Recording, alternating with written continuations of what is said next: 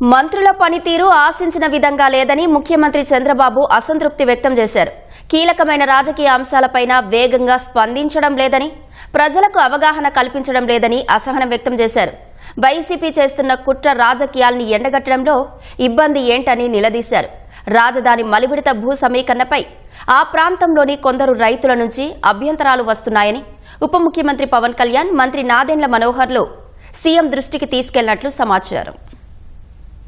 రాజధాని మలివిడత భూ సమీకరణ అంశం మంత్రివర్గ సమావేశం ముగిశాక జరిగిన రాజకీయ చర్చలో ప్రస్తావనకు వచ్చింది. కొందరు రైతుల నుంచి వ్యక్తమవుతున్న అభ్యంతరాలను మంత్రి నాదెండ్ల మనోహర్ ప్రస్తావించినట్లు తెలిసిందే. ఉప ముఖ్యమంత్రి పవన్ కళ్యాణ్ కూడా జోక్యం చేసుకుంటూ తనను కలిసిన కొందరు రైతులు దీనిపై ఫిర్యాదు చేశారని చెప్పారు. రాజధానిని ప్రపంచ స్థాయి నగరంగా తీర్చిదిద్దే క్రమంలో స్పోర్ట్స్ సిటీ, స్మార్ట్ పరిశ్రమలు ఏర్పాటుకు మలివిడత భూ సమీకరణకు వెళుతున్నామని సీఎం అన్నట్లు తెలిసిందే. దీనివల్ల కలిగే ప్రయోజనాల్ని రైతులకు అర్థమయ్యేలా మంత్రులు వివరించి చెప్పాలని సీఎం దిశానిర్దేశం చేశారు.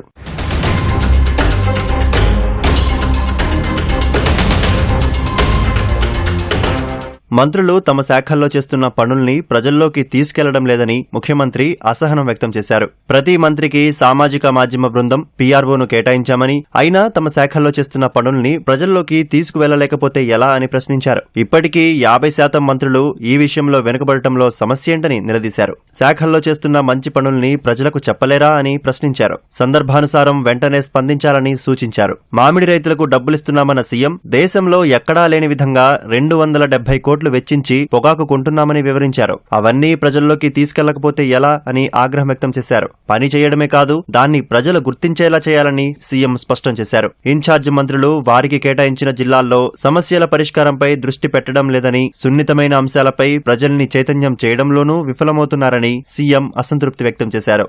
నెల్లూరు జిల్లాకు చెందిన మహిళా ఎమ్మెల్యే ప్రశాంతిరెడ్డిపై వైసీపీ నేత చేసిన అనుచిత వ్యాఖ్యలపై మంత్రులెవరూ వెంటనే గట్టిగా స్పందించలేదని సీఎం ఆగ్రహం వ్యక్తం చేశారు. మంత్రులు ఇంకా పూర్తి స్థాయిలో పనిచేయడం లేదని వ్యాఖ్యానించినట్లు తెలిసిందే. వైసీపీ నాయకులకు మహిళలంటే కనీస గౌరవం లేదని చంద్రబాబు మండిపడ్డారు. మహిళా ఎమ్మెల్యేపై అసభ్యకరంగా మాట్లాడడమే కాకుండా సిగ్గు లేకుండా సమర్థించుకున్నారని, అలాంటి వ్యక్తిని వైసీపీ నాయకులు వెనకేసుకుని వస్తున్నారని ధ్వజమెత్తారు.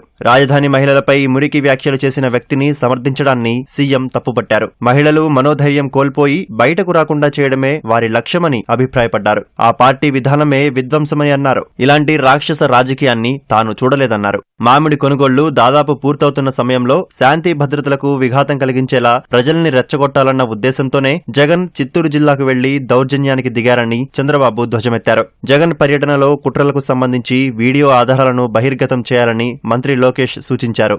గంజాయి, డ్రగ్స్ ని అరికట్టడంపై మంత్రివర్గ సమావేశంలో గంటకు పైగా చర్చ జరిగింది. గంజాయి సాగు, సరఫరాదారులపై కఠిన చర్యలు తీసుకోవాలని సీఎం స్పష్టం చేశారు. గంజాయి పట్టుకోవడంతోనే సరిపెట్టకుండా బాధ్యుల్ని గుర్తించి క్రిమినల్ కేసులు నమోదు చేసి ఆస్తుల్ని సీజ్ చేయాలని ఆదేశించారు. ఏజెన్సీ ప్రాంతాల్లో గంజాయి సాగు జరగకుండా ప్రత్యామ్నాయ పంటలను సాగు చేసేలా చర్యలు తీసుకోవాలని సీఎం సూచించారు. మన రాష్ట్రంలో గంజాయి సాగు దాదాపుగా నియంత్రించామని, ఒడిశా నుంచి రాష్ట్రానికి వస్తోందని డీజీపీ తెలిపారు. దాన్ని నియంత్రించేందుకు అన్ని రకాల మార్గాలను పరిశీలించాలని సీఎం ఆదేశించారు. వివిధ రకాల మాదక ద్రవ్యాలు కూడా వివిధ రూపాల్లో వస్తోందని, దానిపైన సీరియస్ గా దృష్టి పెట్టాలని ఉప ముఖ్యమంత్రి పవన్ కళ్యాణ్ సూచించారు. వాటిని కేంద్ర మాదక ద్రవ్యాల చట్టం కింద నియంత్రించడం అంటే చాలా సమయం పట్టొచ్చని, వాటిని రాష్ట్ర డ్రగ్స్ అండ్ కాస్మెటిక్స్ చట్టం పరిధిలోకి తెస్తే మనమే చర్యలు తీసుకోవచ్చని మంత్రి మనోహర్ అభిప్రాయపడ్డారు. సాధ్యాసాధ్యాలను పరిశీలించి ముసాయిదా బిల్లు రూపొందించాలని అధికారులను సీఎం ఆదేశించారు. నెల్లూరు జిల్లా కరేడులో సౌర విద్యుత్ ప్యానెళ్ల తయారీ పరిశ్రమ ఇండోసోల్ కంపెనీకి